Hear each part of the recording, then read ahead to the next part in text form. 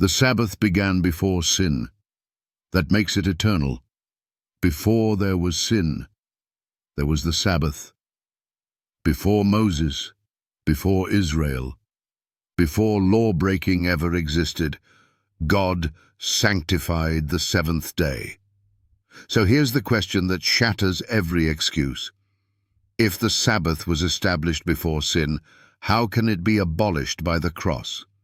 How can something created in perfection before the fall be temporary? Answer, it can't. And that truth destroys the man-made argument that the Sabbath was just for the Jews, Eden's forgotten day of holiness. Turn to Genesis chapter 2:3. And on the seventh day God ended his work which he had made, and he rested. And God blessed the seventh day and sanctified it. Let that sink in. This is paradise. This is perfection. This is pre-sin. God didn't create the Sabbath because of sin. He didn't invent it for fallen man. He gave it to a sinless couple in a sinless world. Why?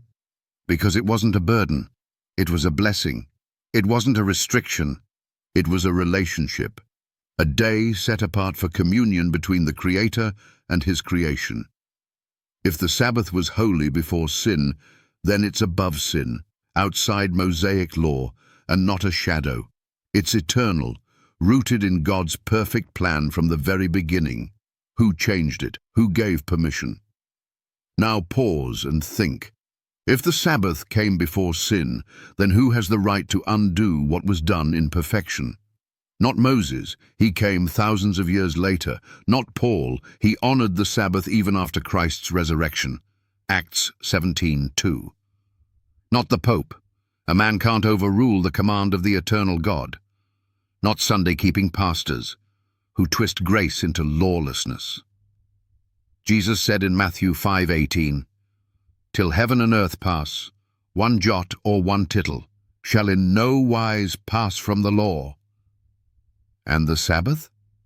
It's part of the 10 Commandments, written in stone by God himself, not for a season, not for the Jews, but for mankind, forever. Confronting the excuses. Let's deal with the deception head-on. Pastors say, the Sabbath is ceremonial. False. Ceremonial laws came after sin. The Sabbath came before it. Priests claim, the church has authority to change the day. Blasphemy. Isaiah 58:13 says, the Sabbath is God's holy day, not man's.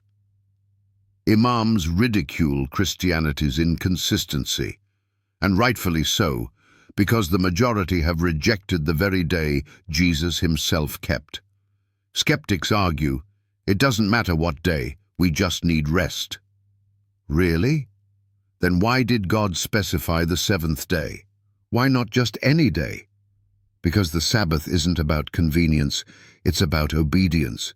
It's not about a nap, it's about acknowledging the Creator, the unbroken line from Eden to eternity.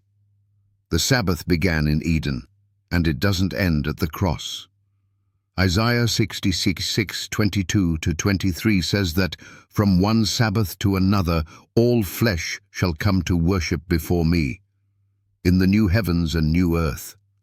So what do we see? Sabbath in Eden, before sin. Sabbath at Sinai, written in stone. Sabbath in the ministry of Jesus, kept by the Son of God.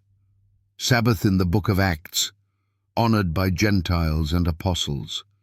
Sabbath in eternity, kept by the redeemed forever. If you reject it now, what will you do in the kingdom? Protest weekly worship?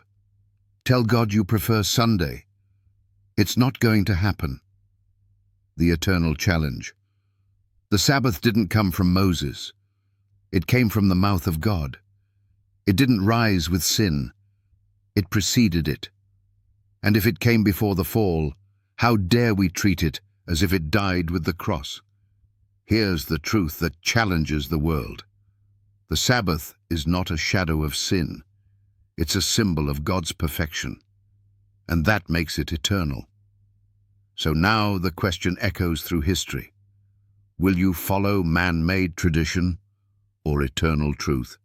Because if the Sabbath was in Eden and will be in the new earth, shouldn't it be in your life now?